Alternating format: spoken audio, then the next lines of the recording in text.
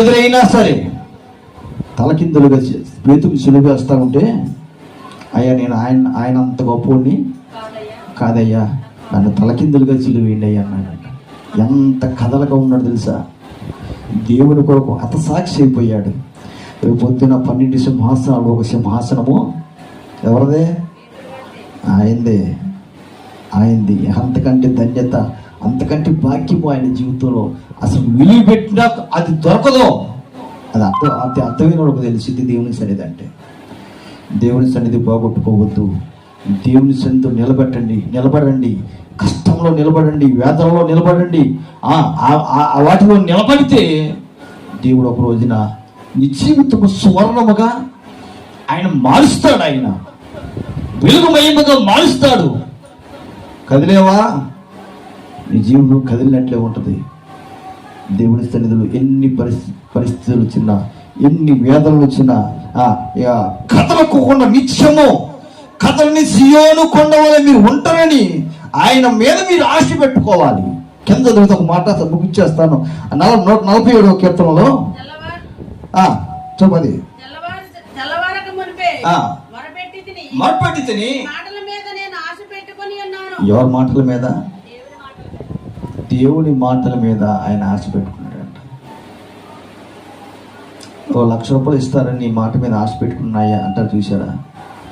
ఆయన అట్లా కాదు. దేవుని మాటే ఒక ఆశ, దేవుని మాటే ఒక తలంపుగా మార్చుకున్నాడు ఆయన. నీ మాట మీదే నేను ఆశ పెట్టుకున్నానయ్యా. నీవు ఎందుకంటే నువ్వు మాట ఇచ్చి నెరవేర్చే దేవుడు. ఆయన మర్చిపోవడం, మనమైతే మర్చిపోతాం.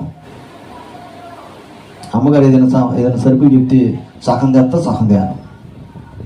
మళ్ళీ ఆ తర్వాత మళ్ళీ అరిసి మళ్ళీ 2 రోజుల్లో మళ్ళీ తీసుకొస్తాం. మనం మర్చిపోతాం.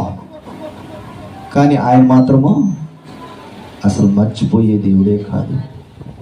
ఒకవేళ నీవు అడిగి మర్చిపోవచ్చు ఒక్కొక్కసారి. ఆమేన్ చెప్పండి, హల్లెలూయా. ఒకవేళ నువ్వు అడిగి అలసిపోయి మర్చిపోవచ్చు. కానీ ఆయన మర్చిపోయే దేవుడు ఆయన కాదు. నిన్ను స్థిరపరుస్తాడు, నిన్ను బలపరుస్తాడు. ఆయనలో ఆనుకో. దావీదు మాట్లాడినట్లుగా ఆయన సన్నిధిలో నీవు నిలబడు, ఆయన సన్నిధిలో సాక్ష్యముగా ఉండు, ఆయన సన్నిధిని నీవు దొంగిలించొద్దు. నువ్వెంత సంపాదించినా దొంగిలించిందిలాగా ఉంటుందని వాక్యం చదివిస్తూ ఉంది. కనుక ఆ విధంగా దేవుని సన్నిధిలో స్థిరపడి బలపరచబడి ఆయన సన్నిధిలో నిలబడితే నీ కుటుంబాన్ని ఆయన ఎప్పుడూ వేరు చేయడు, ఆయన ఎక్కెత్తులు పాలు చేయడు. ఆయన దావీదు కుటుంబము అంతకంతకు వర్తిల్లిందంట. ఎందుకు కారణం? ఆయన ప్రార్థన, ఆయన దేవుని సన్నిధి ఆసక్తి. ఆయన సహోదరు, ఆయన మామగారు ఉన్నాడు. ఆయన ఎవరు? ఆయన పేరు సౌలు గారు. ఒకప్పుడు ఆసక్తి ఉంది, రాను ఏమైపోయింది? ఆసక్తి నీరసిల్లిందంట, దిగజారిపోయింది. ఆసక్తి విషయంలో మీరు మాంజులు కాకుండా ఉండాలి. ఎప్పటి వరకే? నీ జీవితంతో వరకు ఆసక్తిలో మందమతి లేకోకుండా ఆసక్తి కలిగి ఉండాలి. అంటే ఒక ఆయన ఆసక్తి విషయంలో మాంజులు కాక అనకుండా, ఆసక్తి విషయంలో మందులు వేసుకోకూడదు అని ప్రసంగం చేస్తున్నాడంట. ఏమండి? దేవుడు ఇచ్చింది. లోక ఎవరు? డాక్టర్ గారు. ఎవరు? అపోస్తులు. ఒక లోక, ఒక వైద్యుడు. ఆయన దేవుని పని దేవునిది, వైద్యం పని వైద్యముది. దేవుని స్తోత్ర కలం కాక. కాకపోతే వాక్యం చదివిస్తా ఉంది. ఇంకోటి చెప్పనా? డాక్టర్లకు అసాధ్యమైంది దేవునికి సాధ్యము చేయగలిగిన దేవుడు మనతో ఉన్నాడు. ఆమేన్, హల్లెలూయా. ఆయన చేతికి అప్పగించండి. ఆయన మనం నడిపిస్తాడు, ఆయన మన మార్గం సరళం చేస్తాడు. కనుక దేవుని సన్నిధిలో అన్ని చెప్పట్లేదు, ఒకటి చెప్తున్నాను. ప్రార్థనా గది, ప్రార్థనా అభిషేకం, ప్రార్థనా ధూపం నీ ఇంటిలో ఉంటే ఆ ధూపంలో అన్ని సమస్యలు దేవుడు కొట్టేస్తాడు, విడుదల పరుస్తాడు. నీ జీవితం ఆ ధూపం వలనే నీ జీవితం ఒక రూపాంతరము మార్చబడుతుంది.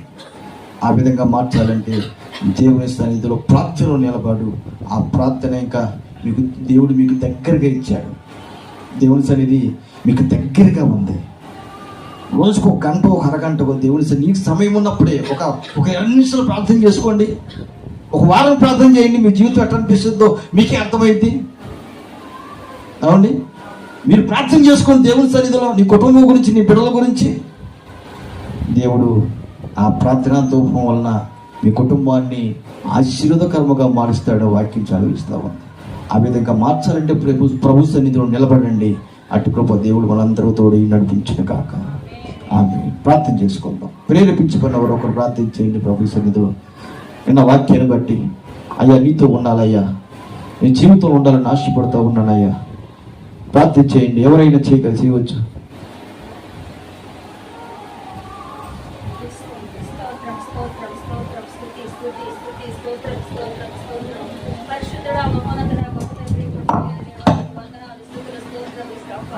అయా నాయన నీకే స్తోత్రాలు చెల్లిస్తున్న ప్రార్థనలో, పాటల్లో, ఆరాధనలో నాయన అయా నీ నామానికే మహిమ తెచ్చుకునే గంభీరమైన ఆరాధన ఈ వారం జరిగించినందుకు నీకు కోట్లాది స్తోత్రాలు నాయన.